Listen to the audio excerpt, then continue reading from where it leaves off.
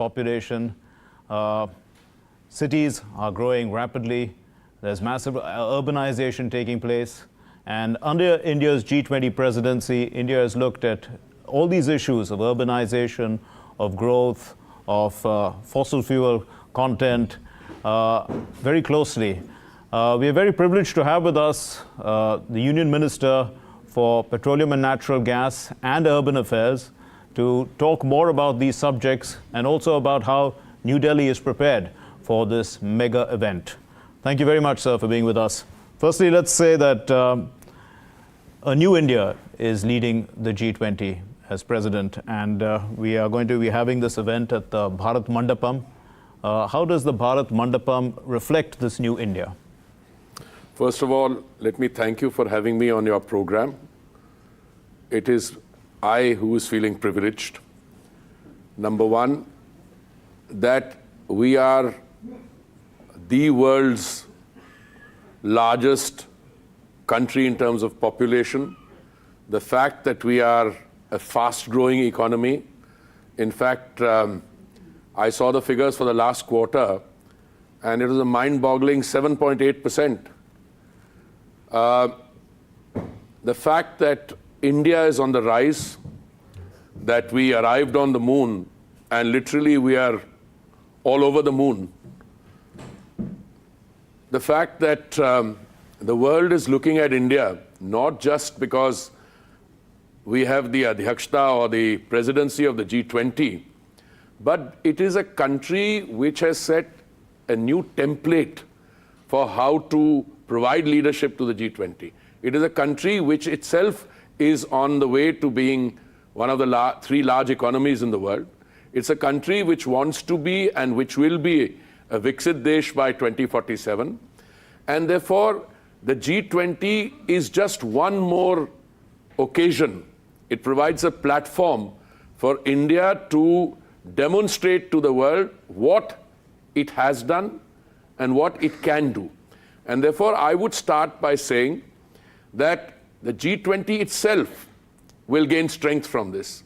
The G20 was born in a moment of crisis when the world financial and economic crisis was on, 2008. And the world and the multilateral institutions and the UN, the World Bank, the IMF, they did not know how to deal with the crisis. So the G20, which used to be a grouping at finance ministers level, was upgraded to heads of state and government level. It was born in a crisis. The London summit in 2010 helped restore a degree of normalcy in the global economy. And after that, the next major crisis has come, and it has coincided with India's presidency. You're looking at three broad crises: food, fuel, and fertilizer. And in this, India has navigated and has a story to tell, I think, most countries in the world. And I asked you also, since your ministry is the nodal ministry that has constructed the Bharat Mandapam, in that context, this is the first major event that's taking place there. What is the real message from that? Thank you very much. The Bharat Mandapam has been unveiled to India and to our people. But you're right, the first major event for which the Bharat Mandapam has actually been, we would have needed this, we would have needed the other big center which is coming up some distance away. But I think the Bharat Mandapam will stand out. And this is, I'm not saying this because the Ministry of Housing and Urban Affairs, supervises the CPWD and the NBCC, which was the constructing arm, but because it will stand out, as will our parliament, by the way. Yes. It will stand out as one of the landmark conference venues in the world. And I say this with a degree of confidence. I have had the privilege of being a professional diplomat for nearly 4 decades. I've traveled around the world. I've seen many top-class conference venues, and I have absolutely no doubt that the Bharat Mandapam, which was visualized both conceptually and otherwise with hands-on inspiration and leadership provided by the Prime Minister, will stand out as one of those major conference venues which will be talked about also. If we talk about our cities, we already have mega cities, and there's going to be a greater need for cities since there's a lot of urbanization taking place. In fact, Delhi and Mumbai, some people say, are going to be the largest cities in the world, maybe not in the not too distant future. What's the future of the Indian cities? Well, first and foremost, before you get to the Indian city, I think you should talk about urbanization. Contrary to what is generally believed, India was regarded by the West as a reluctant urbanizer. And if you look at the levels of urbanization, India is still only around 40%. The rest of the world is at 80, 85%. So urbanization in India is a relatively new, robust phenomena. Many before 2014 neglected the urban space. I've been on record to say that neglect was criminal. Today, you have a prime minister who saw the challenge and who grabbed it as an opportunity. And today, India is not only fast urbanizing, but it is doing sensible urbanization. My predecessor in office, who went on to become the Vice President of India, used to use a term called urban renaissance. I'm much more modest with language. I use the term urban rejuvenation. I think renaissance is it captures the essence, but I don't think we've got there yet. 2 or 3 things I'll tell you. Today, about 40% of India lives in urban spaces. This will go up to 50% by the time we are in 2050. But even at 40% by 2030 or so, you're talking about 600 million people living in urban spaces.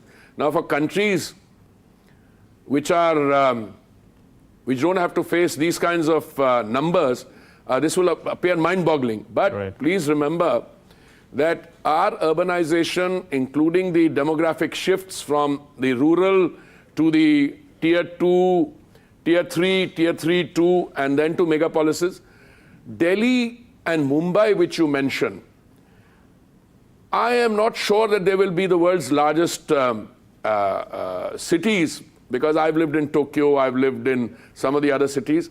What I can tell you is the national capital region of Delhi, which Delhi is the core. And as Minister for Housing, I'm also chairman of the National Capital Region Planning Board. But I want to give you a statistic which would leave you and your viewers hopefully impressed. This is a study by a group called McKinsey, which is world known, which had anticipated a few years ago that between the time they made this study, I think a few years ago, till 2030, India will be building something between 700 and 900 million square meters of urban space every year, which is the equivalent of a Chicago. Now, you say, my God, one Chicago every year. But if you look at what's happening around you, it's not difficult to point out to. Yes. You call Delhi one of the largest cities. I don't know what the population of Delhi is. Maybe your viewers will know. But the population has to be over 2 crores. Right. And if it is over 2 crores, that's 20 million. And it could also be 3 crores. Now, bulk of Delhi is being rebuilt. Why do I say this? You have the colonies were built in the 60s. They all need to be rebuilt. You have Jahan Jhuggi Wahi Makan. You've got land pooling. So what you see around you, the Central Vista or the new parliament or the new government buildings which will come up, these are only one part of it. You'll have all the DDS colonies after a while being rebuilt. So there is a massive rebuilding effort. But what is important is that rebuilding effort is anchored in sustainable green technologies. So the Prime Minister announced an entire year to be the global housing technology green challenge for a whole year, based on which 53 cutting-edge green technologies were shortlisted, and we built 6 lighthouse projects providing for residential space for 1,000 people to be built in 1 year. So and that must be clearly on the G20 agenda and the urban 20 if you agenda. If you look at the urban 20, what it says, I mean, I have the urban 20 declaration. I had a feeling that you would ask about it, so I brought it along. The urban 20 communique, it's very interesting. It talks of localize global sustainability agendas, create a framework for sustainable and just transition that leaves no one behind, enable whole of society behavioral change towards environmentally responsible practice. All your schemes are that. Sure. I mean, for instance... What about disaster resilient infrastructure? No, I'm coming to that. Sure. I'm coming. Disaster, mainstream. I'm sorry, I may have been water. Right. Waste management. Yes. Like, to give you an example. I mean, Absolutely. I'm just picking and choosing. I'll be asking you questions regarding that. I'm picking and choosing. Let me tell you, in 2014, the total amount of waste we produced in the country, based on statistics and data which the states have given us, we were reprocessing only about 15 to 17%. 17% is what they claim, but I don't want to be misunderstood. There's a little bit of padding when the states have to, write their own report cards. So if 17, 18%, I put a discounter by 1 or 2%, it's 15, 16%. Today, my friend, we are reprocessing over 76%. Right. That gives you an idea. Then water. And because, I'm so happy this resonates with my young friends, because you were not reprocessing the waste, what were you getting? You were getting these legacy dump sites going up. So now you're doing remediation, you're bringing those down, you're converting that waste to wealth. Absolutely. As one point. Sure. But more than that, water. Today you take water to every tap in the country. Urban, rural, everywhere. Now that's a very major improvement. But I'll give you another one. It's a very interesting statistic. You know, in the year 2014, I'm sorry I'm jumping a little, but just to characterize it, 45% of our homes in the country were still resorting to coal, wet wood, and kerosene as a cooking medium. So only 55% homes had, gas cylinders. Today, that figure has gone up from 14 crores to 33 crores. Plus, we've added something like 23,000 kilometers of pipeline for pipe gas to come in. So what happened? You did not reprocess your waste. You only reprocessed 15, 16%. You did not have water in your households, in your taps. And more than that, you were still resorting to, firewood, charcoal for cooking. I'm just giving you 3 examples. Sure. That is a fundamental change. Today you're talking about garbage-free cities. You're talking about 100% segregation at the point of production of the waste. Now 100% household, no matter how much of waste you produce, you segregate it into wet waste for compost and dry waste, which is processed by and large. So clearly the government is working on lifestyle for the environment, life, as the Prime Minister says. But is this part of your Urban 20 communique as well? What is that behavioral change, what is needed for people to change their behavior from the people's point of view? First and foremost, I think that behavioral change was most evident when you did the Swachhta campaign. Yes. I mean, the Swachhta campaign was a project of the government. It became a Jan Andolan. It became a project of the people. So today, when you do a Swachhta Sarvekshan throughout the country, small, big towns, cantonment areas, no matter where, there is a sense of pride. People call me and tell me that, this is not fair. I think we should have got more marks for this. So I said, it's a citizen consultation and Janta decides where you're going. But today, I can say with confidence that the level of Swachhta that has crept in, don't measure it by the number of toilets we build. That's also important. I had to build, I think, about 65 lakh community and public toilets. We've done 110 or 120% of that. We had to build several individual household toilets. We've done way beyond that. Now we have another interesting phenomena. Even if it's not government land, people have private land, they expect us to build toilets there also. I mean, it's a complete change in that. Right. But more than that, today you have an app where if you go somewhere and you find kachra, all you have to do is upload it, send it. Not only will somebody be taken to task for not having attended to it, but you'll get a compliance report very soon. And by the way, it's 6 years, I think, day before yesterday, that I completed In the Ministry of Urban Affairs. In Housing and Urban Affairs. I used to be asked, what's happening here, what's happening? Nobody asks those questions anymore. They're now going to the second level. Swachh Bharat Mission Rev 2, 2.0, and Amrut. What was Amrut? 500 cities with a population of over 1 lakh. They were to be provided water tap connections, sewage disposal, all those things. Between Swachh Bharat Mission 2.0 and Amrut 2.0, you know, the government in the revised schemes has provided for provisioning of 4,71,000 crores to be spent. So the government is both acting as provider, incentivizer, and it's all the more remarkable when you consider the fact that land is a state subject. Right. So Pradhan Mantri Awas Yojana, sewage treatment, reprocessing, all these schemes, smart cities, Right. all of them are doing because the government steps in with an incentive and the states are co-opted in a spirit of cooperative federalism. So you talk about incentives. The U20 talks about disincentivizing the use of fossil fuels. That's another hat that you're wearing as the Minister for Petroleum and Natural Gas. So what's the right balance, considering that India is the fastest growing a large economy of the world and we need energy, we are dependent on fossil fuels. What's the right balance that you I think I'll give you my sense, and I must tell you, very often I'm asked this question thinking that because I also am Minister for Housing and I'm Minister for Petroleum, that there's an inconsistency. There's no inconsistency. I'll tell you why. Let's start with the basics.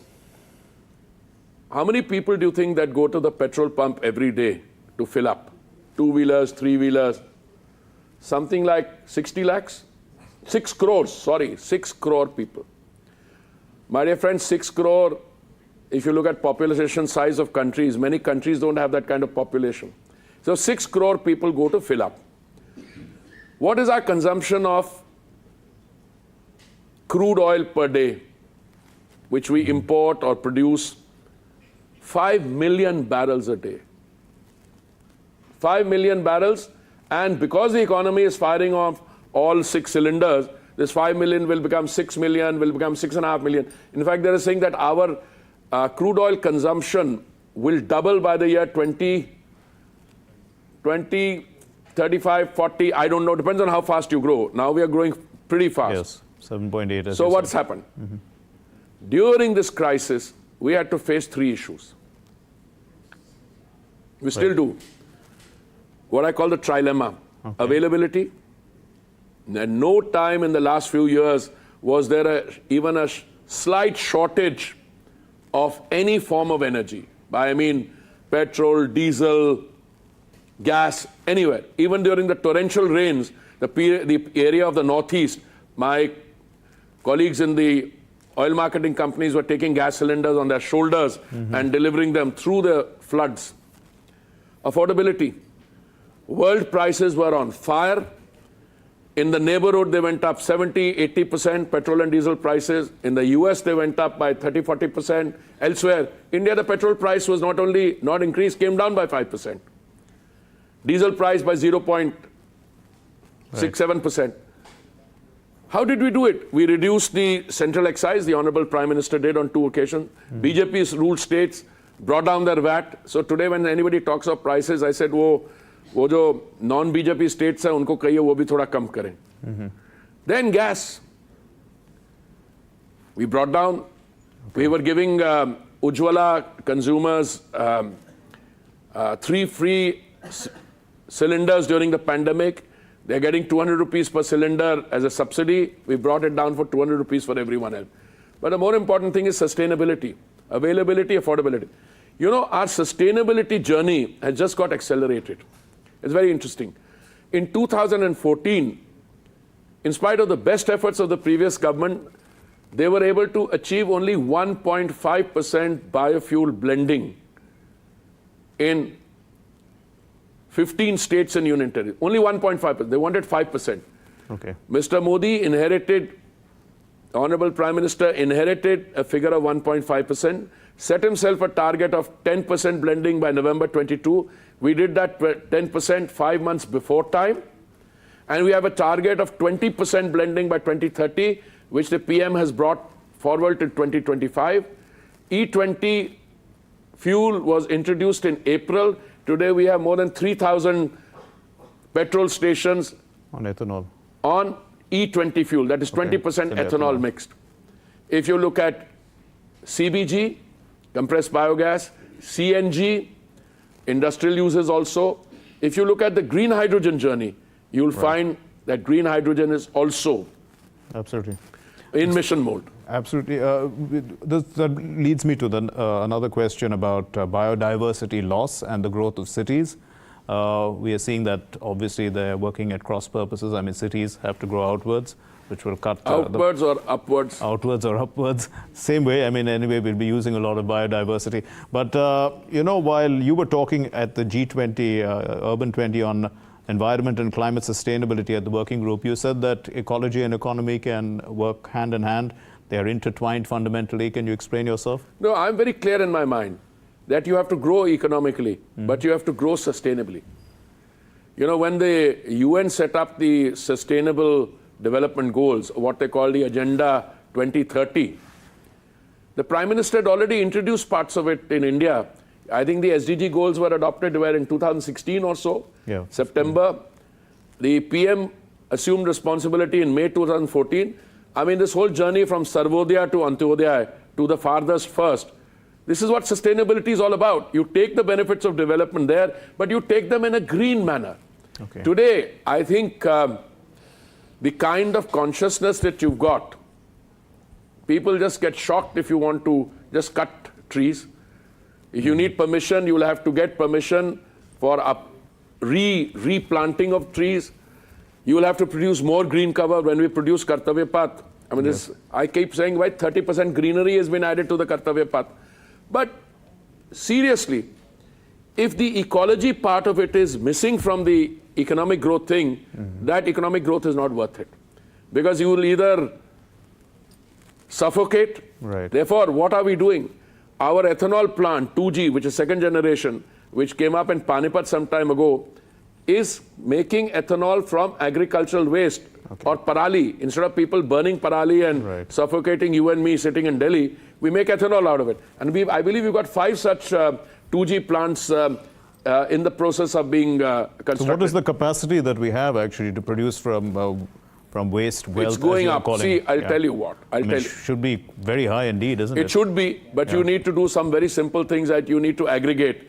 For instance, people have just become conscious. Just when the Swachhta campaign started, a lot of people said, हमने कहा भाई वो कचरा पड़ा हम इसको ले जाते हैं नहीं ना आप तो कचरे से you'll make wealth हमें भी दीजिए. So people started charging for the kachra to be removed. It's an ironical situation.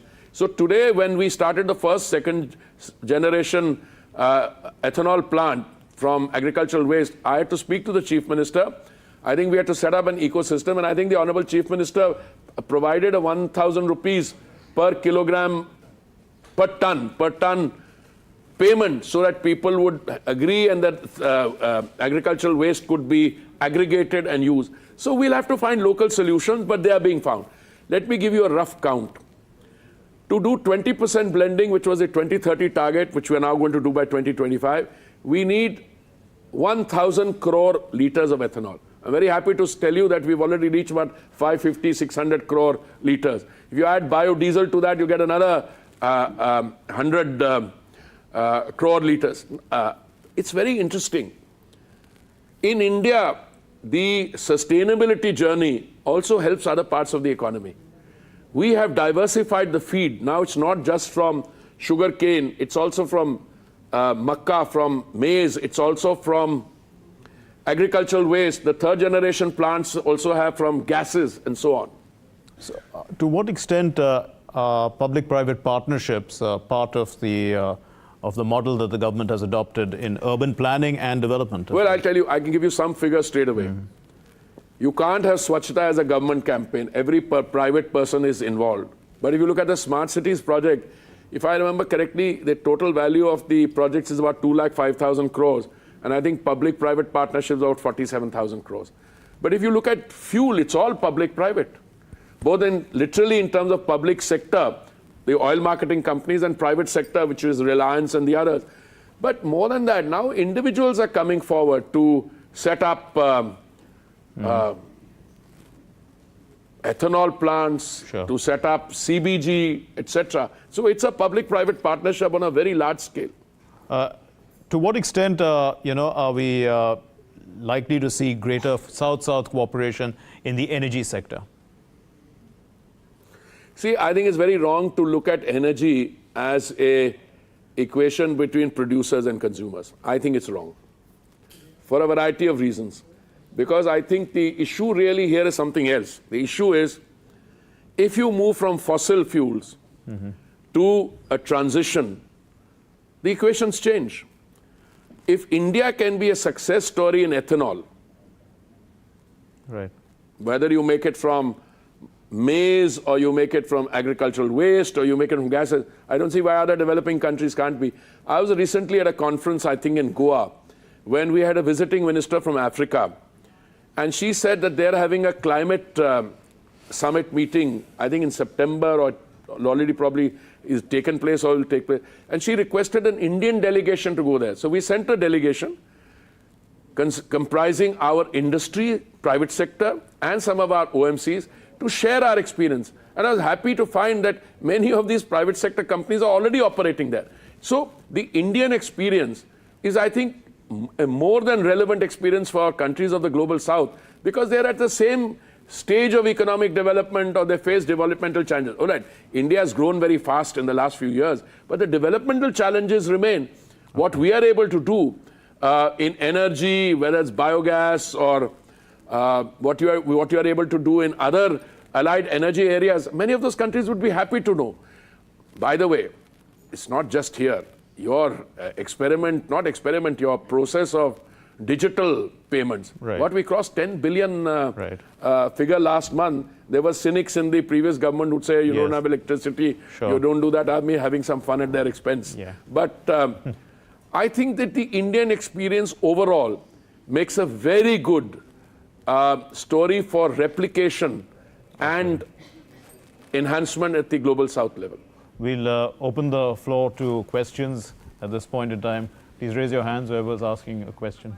So what's your opinion, one family, one child? One family, one child is not technically one family, one child. The debate is about something else. Whether you want to, either through legislation or through government executive order, tell people that they can't have large families. And the minute you go into that debate, and you're from the Delhi School of Economics, I used to study in an institution right next to it. Look, this debate should not be aimed at communities, but it does get aimed at communities, because some communities have population levels which are falling and some the population levels are going up. So I don't want to get involved in that debate. But I think for you to ensure in today's competitive world that your child gets the best of education and other care, a small family norm, which is the Indian norm, by the way. Can we just intensify our Jan Bhagidari, that is people movement, so that we can go forward with solar energy and cleaner modes of energy? The simple answer is yes. That's exactly what we are trying to do, because these kinds of paradigmatic shifts and transformational changes come only when people who are the stakeholders in the ecosystem also collaborate. And I see enough collaboration on every front. Maybe you need to accelerate it in one or two areas, but that's it. I think we're doing it. Any other question? Yeah, go ahead, please. What is public policy on red brick as a construction material? Which one? Red bricks as a construction material. Is there a public policy on it? I'm not aware of a public policy, but what I can tell you is, by and large, we are moving to all over, to more ecologically friendly materials. So what I will happily do to you is that, these 53 technologies which we shortlisted, these 6 lighthouse projects we are doing, they're all made out of green technologies, sir. Now, look, it's a phenomenal exercise. When will fly ash and other things, etc., come and go, etc.? That's movement. But the policy, I wouldn't call it a policy announcement, that the trend is very clear. The private sector, wherever it's building, the well-to-do companies, they're all using green technologies. How Now, for instance, even when you come to fuels, there's no easy answer. There are some people in the world who are describing gas as a fossil fuel. Yeah, fossil fuel compared to what? To charcoal. And on the other hand, when you talk about an electric vehicle, they say, no, this is not pure green because the grid is still gray. So it's a very interesting discussion. I think it's all moving in that direction. And I'm very convinced within a few years, the kind of emphasis and premium that you will place on green building technologies will be of a very high order. Right. We'll wind up this session right here. A final question to you, Minister. You know, New Delhi is all spruced up, looking great. From the urban point of view, as a city, how prepared are we for all these delegates to come down, and what do you expect from the city going forward? Let me preface what I'm going to say is, there are a lot of people around who will take the credit for keeping it clean, you know, and green, and etc. I don't want to get into that debate, but I'm 100% confident that with the kind of arrangements that have been put in place by the Honorable Prime Minister and all the authorities involved, we are not only ready, prepared, but it will be a very successful gathering of world leaders. And then, of course, I'm quite sure, as you are, we will maintain the city at the same level of cleanliness and splendor after the event is over. We'll all have to put in an effort also. Yes. Thank you very much. Thank you. Minister Hardeep Puri, Minister for Petroleum and Natural Gas and Urban Affairs. Thanks very much.